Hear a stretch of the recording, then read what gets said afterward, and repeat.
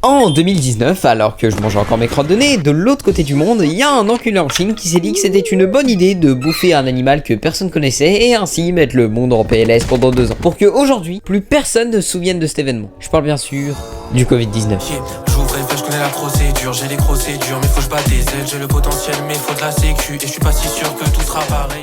Mais du coup, la vraie question c'est comment le virus s'est propagé et surtout par où il est passé en premier. Bah figurez-vous que les premiers connards qui ont pu tester le produit, c'est nous, la France.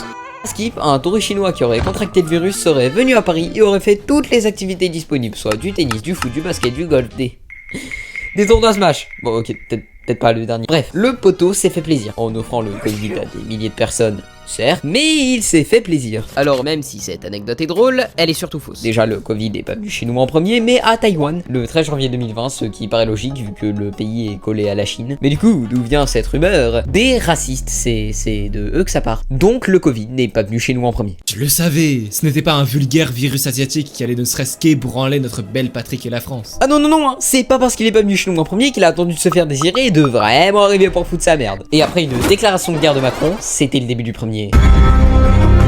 Yo les petits potes, petite pause juste pour vous demander de vous abonner, s'il vous plaît. Faites-le. Non, plus sérieusement les mecs. Attendez, faut que je vous montre un truc.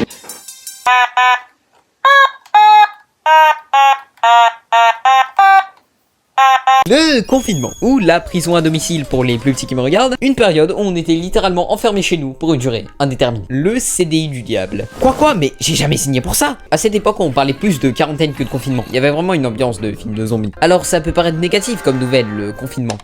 Mais je crois que vous oubliez un détail. Parce que si on n'avait pas le droit de sortir, on avait surtout pas le droit d'aller en cours. C'est ça qui a rendu la période du confinement légendaire. Non mais imagine, tu te réveillais le matin, tu pouvais jouer à Fortnite toute la journée, regarder des vidéos à la con sur YouTube, ou même te branler, et personne ne disait rien. Oula, t'as besoin d'aide? Non, t'inquiète, ça va.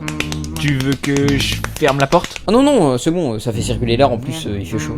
Je vais y aller, moi. Le confinement, c'était les plus grosses vacances que j'ai jamais eues. 3 mois, c'était vraiment le prime. Nostalgie, Minecraft, type shit. Non, j'arrête. Ok. Surtout qu'après toutes les folies que j'ai dit, on avait quand même le droit de sortir pour faire les courses. Calme-toi par contre, fallait quand même que les gens se nourrissent, mais sous certaines conditions. Sinon c'est pas drôle. Il est mort. Alors, règle numéro 1, interdiction d'aller plus loin que 100 km de son domicile. Règle numéro 2, porter un masque. Et la troisième règle pour les cas les plus extrêmes, avoir une autorisation de sortie.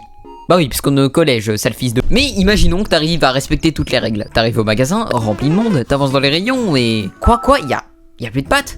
Et l'huile alors? Hein? Et le PQ?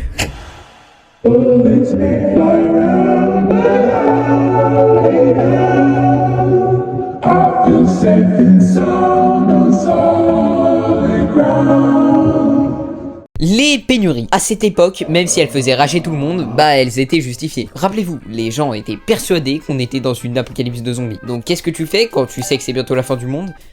Des stocks de bouffe. Des énormes stocks de bouffe. Si j'insiste sur le mot énorme, c'est parce qu'il y avait vraiment des maxeurs. J'ai vu des mecs faire des châteaux avec du PQ tellement ils en avaient. De plus, moins de gens travaillaient dans les usines à cause des contraintes dites précédemment, genre l'autorisation de sortie. Pour en avoir une, fallait soit être pote avec un ministre, peu probable, soit en acheter une fausse sur Snap, très risqué. Du coup, puisque moins de monde travaillait, moins de produits qui sortent des usines, plus de gens qui stressent et qui sont prêts à tout pour un lit d'huile, encore plus de gens dans les magasins, une plus grande propagation du virus, donc plus de gens malades et plus de contraintes. Donc moins de gens qui travaillent dans les usines. C'était un vrai cercle vicieux. Si pour les pénuries d'huile et de pâtes, je peux comprendre. C'est des produits de première nécessité, ok. Mais le PQ, frérot, laisse-en à bout. Fais becter. Je me torche avec quoi, maman? Les paquets arrivaient en magasin en 1 heure. Il y en avait plus. On aurait dit janvier 2025 quand Evolution Prismatique est sorti. Des grands bonhommes, des grow ass man déjà bien charcutés par la vie qui se battaient pour des coffrets posters d'enculés afin de les revendre 6 fois plus cher sur Vinted à des pauvres gamins qui veulent juste ouvrir des boosters.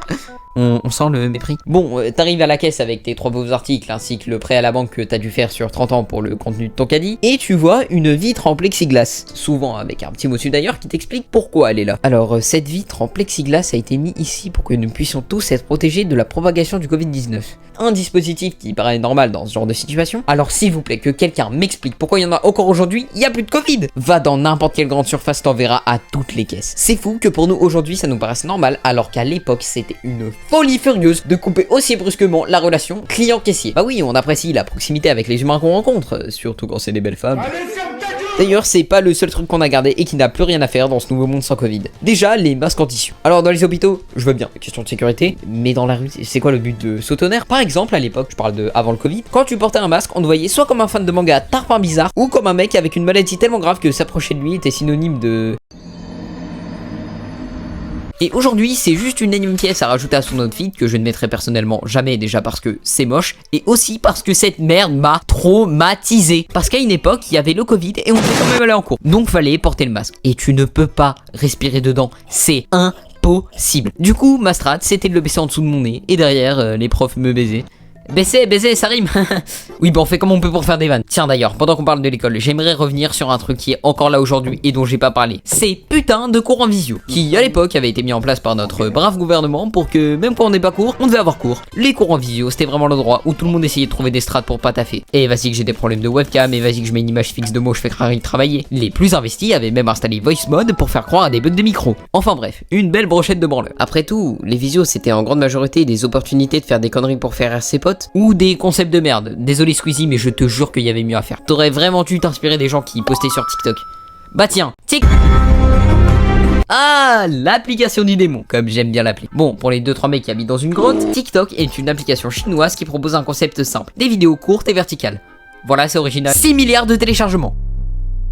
Et c'est à ce moment-là qu'il est né. Enfin a eu sa renaissance plutôt. Parce que avant d'être TikTok, l'application s'appelait Musical.ly et avait comme réputation d'avoir seulement des vidéos d'enfants de 12 ans qui dansent et font du playback.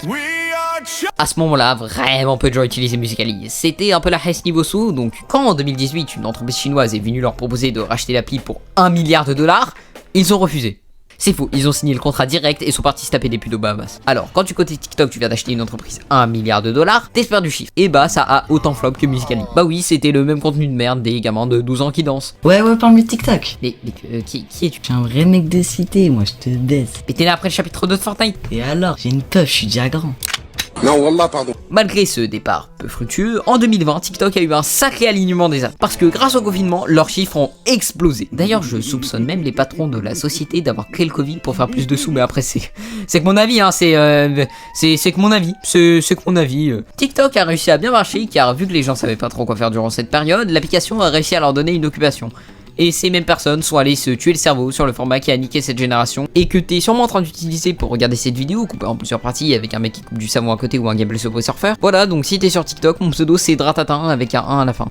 Revenons à nos moutons, parce que j'ai pas fini de cracher sur cette application de merde. Mais vu que je suis un grand seigneur, on va commencer par les trucs bien. Déjà, malgré toutes les conneries qui circulaient, il y avait de la vraie valeur ajoutée sur certains sujets et ça a donné beaucoup de passion à beaucoup de monde. Genre, le dessin. Ce nouveau format de vidéo, cette nouvelle manière de le partager, puis ramener des gens qui ne connaissaient pas l'ampleur existentielle qui était le drawing. Dont moi, c'est vraiment à ce moment-là où j'ai commencé à en faire. Et je me souviens, je voulais devenir mangaka à l'époque. Mais dès que j'ai vu la réalité, je me suis réorienté et maintenant je fais des vidéos de merde sur YouTube. D'ailleurs, je me souviens que dans la communauté dessin, à cette époque, il y avait ce que j'appellerais une chasse aux sorcières des mecs qui postaient des dessins décalqués. Dont je faisais partie, bien évidemment, parce que j'étais nul et que j'avais envie de percer. Mais je participais aussi à la chasse. Donc, j'allais dans les commentaires des mecs qui décalquaient. À l'époque, en plus, vu que j'étais un petit violent, je les insultais sans vergogne. Et cerise sur le gâteau, je faisais tout ça avec le compte où je décalquais. Les dessins, ça marchait pas trop. Du coup, j'ai décidé de lancer une chaîne où je faisais des vidéos sur les animés. Ça marchait toujours pas, mais au moins je kiffais ce que je faisais. À cette époque, la méta c'était un chibi très souvent mal détourné, en sont sortis des enfers, et les sujets les plus explosés de la côte ouest. Alors, top 5 des animés avec le plus de diac. Top 7, pavé, top 7, pavé. Le compte c'était Itsugai Animé, s'il vous plaît, allez signaler en masse. Je peux pas laisser des traces de moi comme ça sur internet, Archum. Maintenant qu'on a vu le peu de trucs bien sur cette application de merde, on passe sur ma partie préférée. Le moment où tu peux me ton Instagram? Non, le moment où je crache sur TikTok. Mais venez quand même vous abonner à mon Instagram. Vous vous souvenez quand je parlais de chasse aux sorcières? Bah ça, c'était que la partie immergée de l'iceberg. Parce que maintenant, on descend dans les tréfonds. Le sujet dont je vais parler relève d'un harcèlement constant que j'ai vécu avec mes compères sur cette application. Je parle de cette haine injustifiée envers les 2010. Les frères, je n'ai pas choisi mon année de naissance. Laissez-moi tranquille. La traîne est partie tellement loin qu'à notre arrivée au collège, il y a une autre traîne qui faisait juste à nous niquer, à nous tabasser. Ouais, c'est né quand là? C'est né quand? 2010, pourquoi? Ah ouais, on n'aime pas les 2K10. On fait comment? Bah, je sais pas. Et ton pote le trou du cul, il est né quand? Ah mais pas besoin d'insulter hein. Moi c'était une classe, je suis un 2011. Ah ouais? On va juste refaire les fesses de ton pote alors. Vous voulez que je filme? Non, t'inquiète, on a ce qu'il faut. À l'époque, quand tu me parlais de cyberharcèlement, ça existait pas. Ou les victimes étaient juste des forceurs. Selon moi, t'avais juste à éteindre ton écran et c'était fini. Je sais que c'est pas aussi facile, mais c'était la vision que j'avais à 11 ans. Maintenant, je sais que ça existe depuis le jour où j'ai éteint mon téléphone et qu'il y a un mec qui est venu me casser les couilles dans la vraie vie.